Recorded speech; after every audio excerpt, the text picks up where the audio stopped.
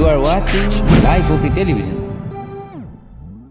Life OK समाचारको साथमा Balwatika school Pepsicola learning made simple fitness choice healthy life Jiva add life to your style wellness mall a natural way to improve your health. नमस्कार, Life OK समाचारमा स्वागत छ। सुरुमा मुख्य समाचार। प्रधानमन्त्री केपी शर्मा ओलीद्वारा जातीय र सांस्कृतिक नामका अन्तर्विरोधले देशका विकास र एकतामा आघात गर्ने भूमि व्यवस्था सहकारी तथा गरिबी निवारण मन्त्री पद्मा कुमारी अर्यालद्वारा उत्पादित सामग्रीको बजारीकरण थप 24 घण्टामा नेपालमा 1272 मा सङ्क्रमण पुष्टि। कोरोना महामारीपछि नेपालमा पर्यटकलाई आकर्षित गर्न विभिन्न कार्यक्रम ल्याइने। प्रधानमन्त्री तथा पार्टी अध्यक्ष केपी शर्मा ओली बहुमतबाट भाग्न नमिल्ने बताउनु भएको छ।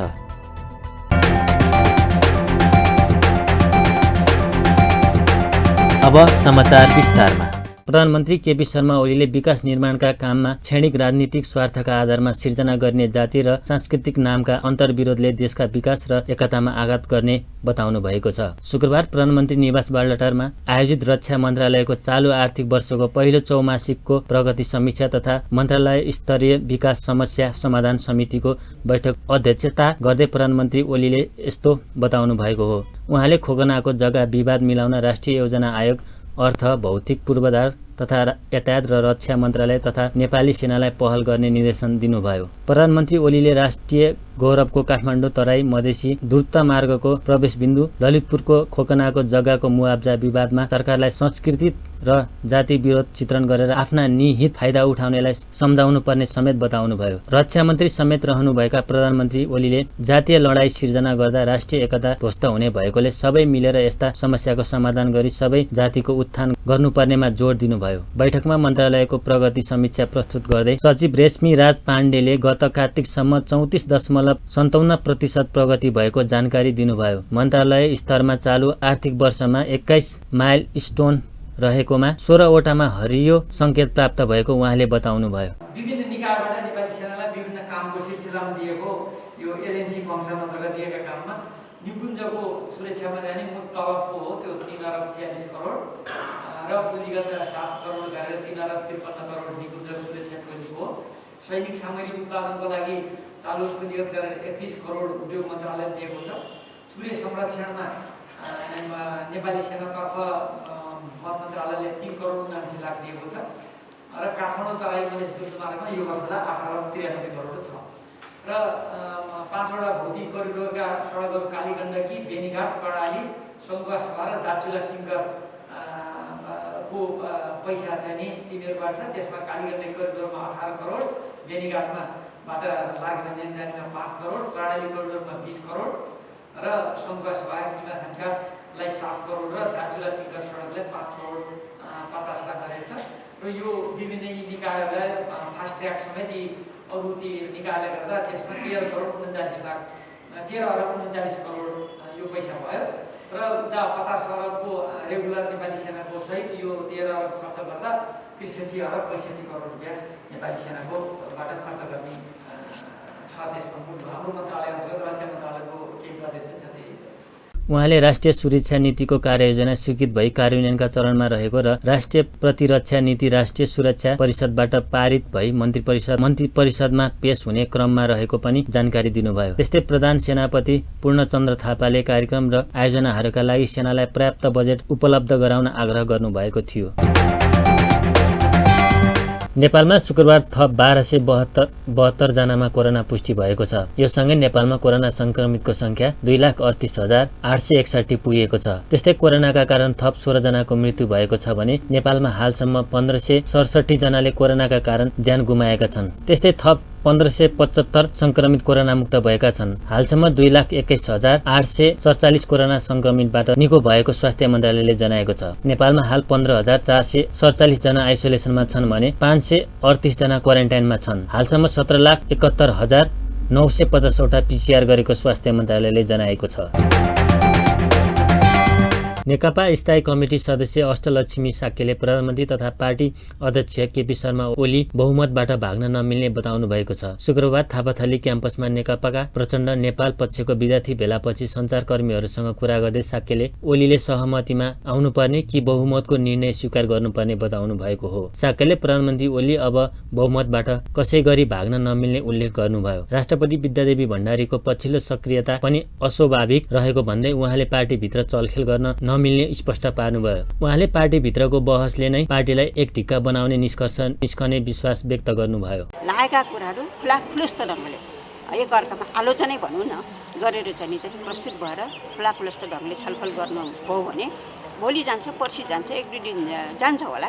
गइसकेपछि चाहिँ एउटा निष्कर्ष अब कसरी एक ढिक्का बनाएर पार्टीलाई एक ढिक्का बनाएर कसरी अगाडि बढाउने भन्ने कुराहरू एउटा निष्कर्षमा पुग्नै पर्छ।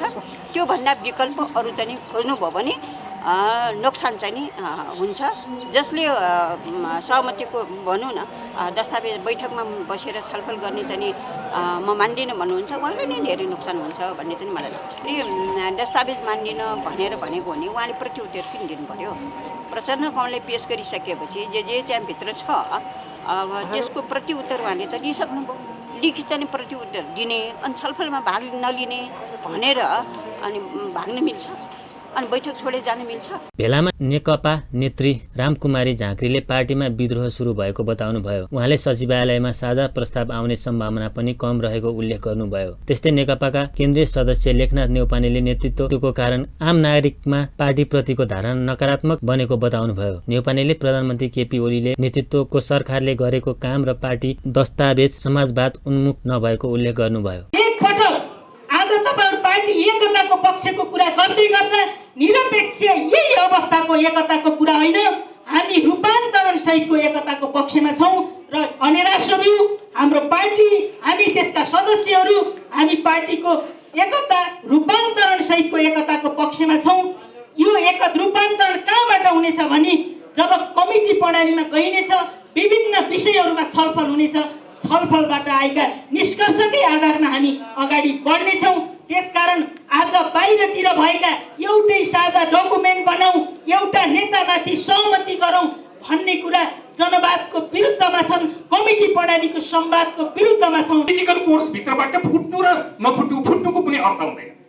चुनावै गर्ने हो, बहुमतै ल्याउने हो होइन।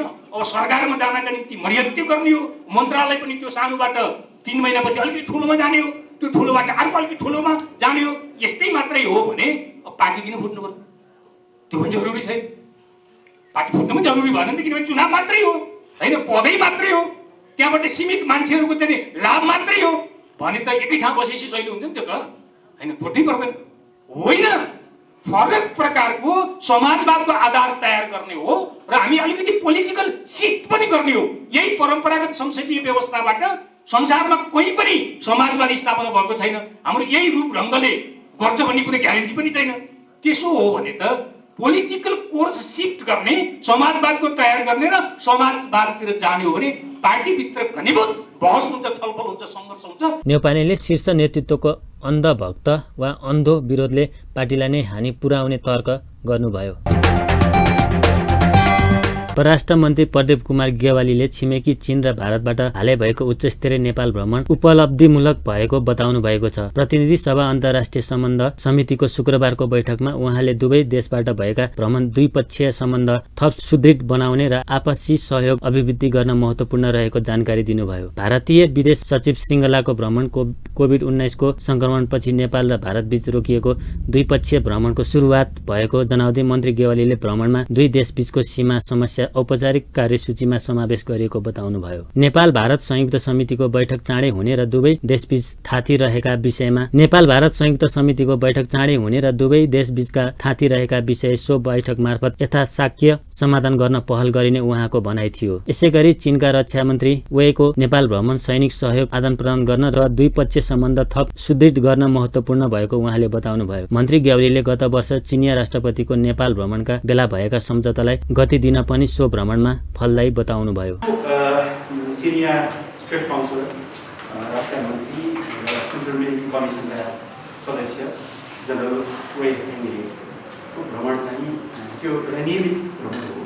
गत वर्ष वुहानमा भएको गोल्ड इलेक्ट्रिक स्पोर्ट्स मको त नाम केही थियो जस्तो लाग्छ बिहान चाहिँ नमिलेको भए मैले विदेशमा दिएको त्यसमा भाग लिन नेपालको तत्कालीन उपप्रधानमन्त्री रक्षा मन्त्री ईश्वर पोखरेल त्यहाँ जानुभएको थियो। उहाँलाई निम्ता दिनुभएको थियो, रक्षा मन्त्री हुनुहुन्थ्यो। त्यही निम्ताको प्रत्युत्तरमा त्यति बेलाको श्रीमती प्रणानुसार उहाँले नेपाल अर्को एउटा सन्दर्भ नेपाल र चीन अहिले आफ्नो दौत्य सम्बन्धको 65th एनिभर्सरी मनाइरहेका छौँ। यो 65th एनिभर्सरीसँग पनि त्यो रिलेट गर्छ। यसरी दुवै भ्रमण लामो अन्तराल कोभिडले गर्दाखेरि अन्तर्राष्ट्रिय भ्रमणहरू सहज बनिरहेको अवस्थाभित्र दुईटा भ्रमणले यो दुवै छिमेकी मुलुकहरूसित सम्बन्धलाई सुदृढ गर्नको निम्ति मद्दत पुर्याएको विश्वास परराष्ट्र मन्त्रालयले नेपाल सरकारले दिएको छ। बैठकमा सत्तारूढ नेकपाका सांसद भीम रावलले भारतको गुप्तचर संस्था रहका प्रमुख सामन्त कुमार गोयलले प्रधानमन्त्री केपी शर्मा ओलीसँग गरेको भेटप्रति आपत्ति जनाउनुभयो। भारतले विगतदेखि नै गुप्तचर संस्था मार्फत नेपालमा सूक्ष्म व्यवस्थापन गर्दै आएको र त्यसको जनताको स्तरबाट विरोध भएको स्मरण गर्दै रावलले आगामी दिनमा त्यस्ता गतिविधि दोहोरिन नदिने गरी अगाडि बढ्नुपर्ने बताउनुभयो। तत्कालीन राजादेखि सबैले त्यो नेपालको हितमा छैन भनेर अस्वीकार गरेको कुरा हो। तर मैले के सुनेको छु भन्दाखेरि कोशी उच्च मार्गमा भारतले फेरि दबाब दिन थालेको र बरु त्यो विषयले छलफलमा प्रवेश पायो भन्ने मैले सुनेको छु। मलाई थाहा छैन हो कि होइन भन्ने कुरा। त्यस्तो नगरियोस्। 9 जिल्लालाई डिमान्ड गरेर अनि कोशीको पानी जम्मा गरेर अनि त्यहाँबाट जहाज चलाउने नाममा अनि त्यस्तो गरियो भने त्यो नेपालको राष्ट्रिय हित विरुद्धमा हुन्छ र त्यो हो कि होइन मलाई थाहा छैन। म त्यो कुरा पनि हाम्रो यी वार्तामा प्रवेश पाओस् यस्ता कुराले त्यो कोशी उच्च मार्ग हुन सक्दैन र हाम्रो जुन महाकाली सन्धि थियो वृहत शान्ति त्यो सम्झौता अहिलेसम्म कार्यान्वयन भएको छैन। 25 वर्ष भइसक्यो। 10 वर्षमा त्यसको पुनरावलोकन गर्ने भनेको छ। त्यसले किन प्रवेश पाउँदैन? जबकि कतिपय अब त्यति बेलाका कुराहरू मैले विचार गर्न चाहन्न। त्यसकारण वार्ता कस्तो हुनु पर्यो भन्ने कुटनीतिमा हाम्रा राष्ट्रका हितमा केन्द्रित भएर समस्याको त्यो समाधानमा केन्द्रित हुनु पर्यो।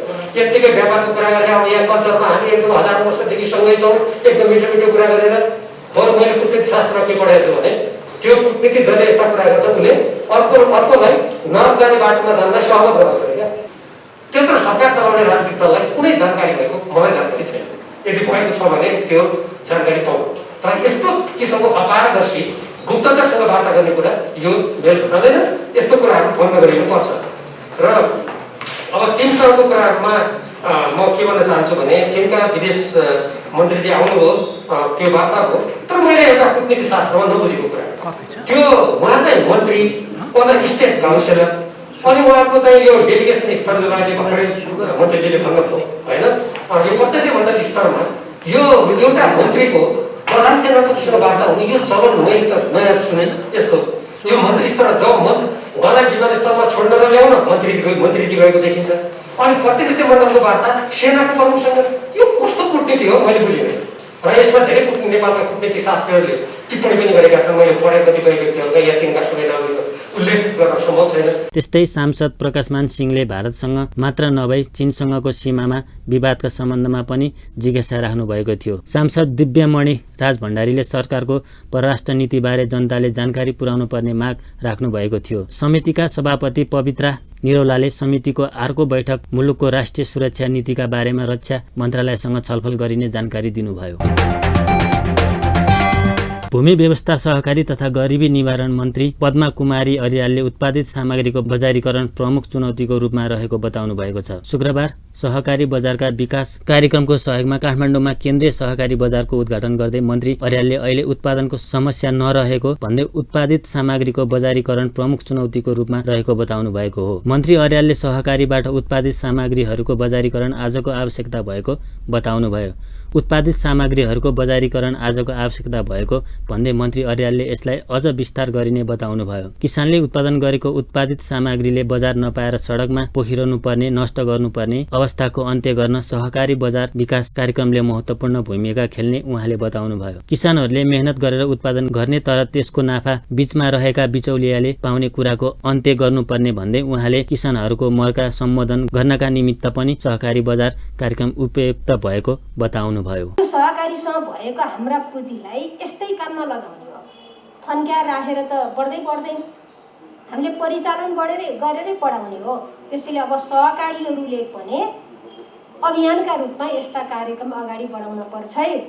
यो सफल प्रोजेक्टको रूपमा अगाडि जान्छ भनेर सहकारीहरूलाई प्रोत्साहित गर्नको निम्ति पनि, बाटो देखाउन, मार्ग निर्देश गर्नको निम्ति पनि सरकारले यस्ता कार्यक्रम अगाडि बढाएको। अब यो कार्यक्रमबाट हाम्रो विश्वास के हो भने अहिले किसानहरूले दुःख गर्ने, पसिना बगाउने, तर पसिनाको उचित मूल्य प्राप्त नगर्ने, हाम्रो बजार जति अर्काको हातमा, नाफा जति अर्काको हातमा। अहिले हाम्रो बजार कहाँ छ? हाम्रो नियन्त्रणमा छैन, हाम्रो नियन्त्रणभन्दा बाहिर छ, अरू कसैको हातमा छ। त अरू कसैको हातमा हुँदाखेरि के हो भन्दा किसानहरूले फाइदा प्राप्त गर्न सकेनन्। मुस्किलले आफ्नो लगानी उठाउन पनि गाह्रो हुने, घाटामा जाने यो स्थिति देखिसकेपछि हामीले सहकारी बजारमा भएको जुन बिचौलिया, त्यो बिचौलियालाई घटाउने अनि त्यसपछि उपभोक्ता र बजारको दूरी कम गर्दै सिधै जुन उत्पादन गर्ने किसान हो त्यो किसानकोमा मुनाफाको बेसी अंश किसानमा पर्ने गरी व्यवस्था गर्ने, सिधै बजार र किसानलाई भेट गराउने माध्यमको रूपमा पनि हामीले यो बजारलाई ल्याछौँ। तलै सङ्कलन केन्द्रहरू राख्ने, ढुवानीको प्रबन्ध गरिदिने, बजारसम्म ल्याएर यो फेरि अर्को बजारमा ल्याएर जोडिदिने गरेर सिधै बजार र किसानहरूलाई भेट गराइदिएर बिचौलाहरू न्यूनीकरण गर्ने, बिचौलाहरूलाई घटाउने खालको कार्यक्रम पनि हो। त्यसैले यसबाट किसानहरू धेरै लाभान्वित बन्ने कुरा हुन्छ। सरकारकै लगानीको बेसी अंश छ। युएनडिपी र नेपाल सरकारको साझेदारीमा, हाम्रो मन्त्रालयको साझेदारीमा यो सञ्चालन भइरहेछ। हामीले ध्यान पुर्याएका छौँ। अझै ध्यान दिनुपर्छ भन्ने, अझै धेरै लगानीको निम्ति प्रोत्साहित गर्ने, हामीलाई पनि त्यो दिशातर्फ अगाडि बढ्न प्रेरित गर्ने काम तपाईँहरूले गर्नुपर्छ। हामी सहकारीको मर्म पनि बुझेका छौँ, समस्या पनि बुझेका छौँ, भोलिका सम्भावना पनि हामीले हेरेका छौँ, दुवै खालका सम्भावना देखेका छौँ। निराशा मात्रै बाँड्न हुन्न, उत्साह बाँड्नुपर्छ। सकारात्मक धेरै देखेका छौँ, छिटफुट नकारात्मक। अब हाम्रो नेपाली समाज त थोरै नकारात्मक केही भयो भने हल्ला बेसी, हल्ला धेरै बिक्ने समाज हो। रिजल्ट आउन समय लाग्छ, हल्ला त फर्र फाल्दै गइहाल्छ नि। हल्लाले त केही काम गर्नै पर्दैन नि, हल्ला गरिदिए भयो। रिजल्ट आउन त समय कुर्छ। त्यसैले राम्रो कुराको प्रभाव हुनको निम्ति समय लाग्छ, नराम्रो कुराको हल्ला एकछिनमा हुन्छ। हामी अलि त्यतै बेसी बग्ने बानी पनि छ। त्यस्ता कुराबाट प्रभावित नभइकन हामी अगाडि बढौँ। भूमि व्यवस्था सहकारी तथा गरिबी निवारण मन्त्रालय र युएनडिपीको सहकार्यमा सञ्चालित सहकारी बजार विकास कार्यक्रमको सहयोगमा कृषि बिउ, तरकारी तथा फलफुल केन्द्रीय सहकारी सङ्घ लिमिटेडले निर्माण गरेको केन्द्रीय सहकारी बजारको शुक्रबार उद्घाटन गरेको हो। नेपाल सरकार र युएनडिपीको सहकार्यमा बागमती प्रदेशका 6 जिल्लाका 18 पालिकाका 71 वटा सहकारीसँग यो कार्यक्रम सञ्चालित गरिएको छ। नेपाल पर्यटन बोर्डको कार्यकारी निर्देशकमा धनञ्जय रेग्मीले कोरोना महामारीपछि नेपालमा पर्यटकलाई आकर्षित गर्न विभिन्न कार्यक्रम ल्याउने बताउनु भएको छ। शुक्रबार पर्यटन बोर्डमा धनसार.com को शुभारम्भ गर्दै उहाँले विभिन्न कार्यक्रमहरू बोर्डले तयार गरिरहेको बताउनु भएको हो। नेपालबाट विभिन्न देशमा जाने विद्यार्थीहरूलाई नेपालको पर्यटकीय क्षेत्रको जानकारीमूलक सामग्री पठाउने कार्यक्रम प्रभावकारी भएको उहाँको भनाइ छ। उहाँले नेपालको पर्यटकीय क्षेत्रको प्रचारका लागि फोटो पत्रकारको भूमिका महत्त्वपूर्ण रहेकोले पर्यटन बोर्ड सहकार्य गरेर अघि बढ्ने जानकारी दिनुभयो। र मैले यो वर्षबाट पढ्न गएका विद्यार्थीहरू जुन छन् उनीहरूले बारम्बार ठाउँ गएर प्रेजेन्टेसन दिनुपर्ने हुँदा उनीहरूले पनि आफ्नो कुनै पनि प्रेजेन्टेसनमा 1 मिनटको मात्रै नेपालको एउटा सुरुमा भिडियो देखाइदिएर सबै भेला हुँदाखेरि अहिले पनि तपाईँ हामी आफ्नो टाइम आयो, कोही छिटो आयो कोही ढिलो आइरहेकोले एउटा दुईवटा भिडियो हेर्दै गरौँ न नेपाल देखिने खालको त्यस्तो गरेर त्यो म डिस्ट्रिब्युट गर्न चाहन्छु।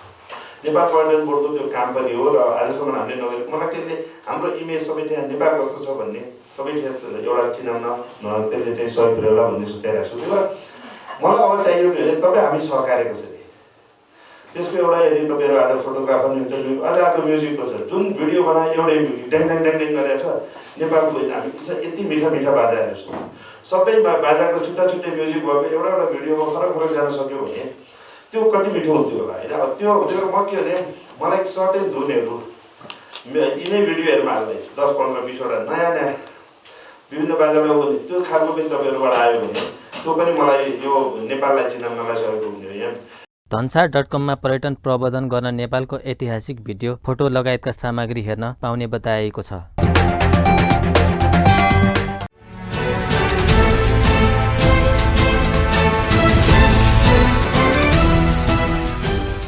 नेपाली बजारमा सुनको मूल्य पनि बढेको छ। बिहिबार सुनको मूल्य 92,600 मा कारोबार भएकोमा तोलामा 300ले बढेको नेपाल सुनचाँदी व्यवसायी महासङ्घले जनाएको छ। महासङ्घका अनुसार छापावाला सुनको मूल्य प्रति तोला 92,900 कायम गरिएको छ भने तेजाबी सुनको मूल्य 92,450 निर्धारण गरिएको छ। त्यस्तै चाँदीको मूल्य प्रति तोला 1210 रहेको महासङ्घले जनाएको छ।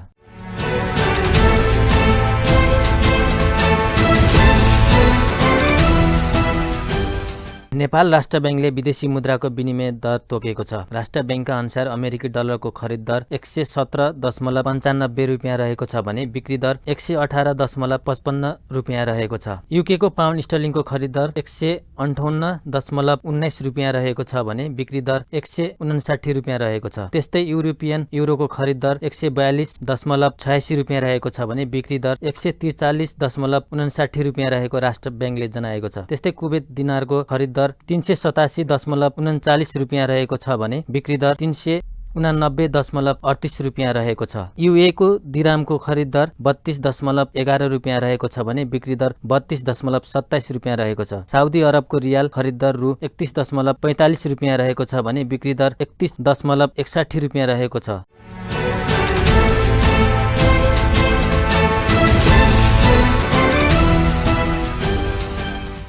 क्यानाडामा जनवरीदेखि कोरोना विरुद्धको खोप दिने तयारी। क्यानाडा सरकारले आगामी जनवरीदेखि आफ्नो देशमा कोरोना भाइरस विरुद्धको खोप दिने तयारी गरेको छ। क्यानाडामा खोप वितरण कार्य जिम्मेवारी पाएका मेजर जनरल डेनी फोर्टिनले बिहिबार आयोजित पत्रकार सम्मेलनमा खोप वितरण गर्ने गरी तयारी भइरहेको जानकारी दिएका हुन्। क्यानाडाको सरकारले गत हप्ता सार्वजनिक स्वास्थ्य सेवा सञ्चालन तथा व्यवस्थापन सम्बन्धी निकायको उपाध्यक्षको रूपमा नियुक्त गरेको थियो। सरकारी अधिकारी र सेनासँग मिलेर त्यस सम्बन्धी काम गर्ने जिम्मेवारी समेत उनलाई दिएको छ। उनले डिसेम्बर 7 देखि यस सम्बन्धी कामका लागि क्यानाडाको सेना खटिने र डिसेम्बर 25 सम्म सबै तयारी पूरा हुने पनि विश्वास व्यक्त गरे। क्यानाडामा अहिलेसम्म 3,90,000 भन्दा बढी मानिस कोरोना भाइरसबाट संक्रमित भएका छन् भने 12,300 भन्दा बढीको मृत्यु भएको छ।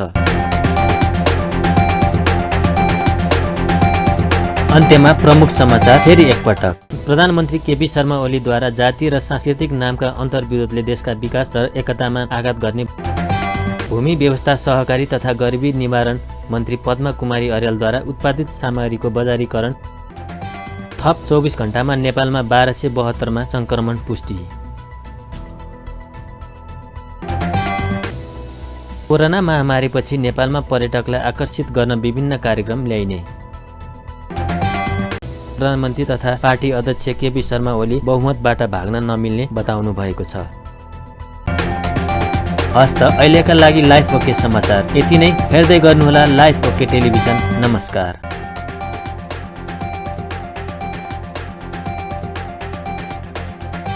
लाइफ ओके समाचारको साथमा Balwatika school Pepsicola Learning made simple. Fitness choice, healthy life.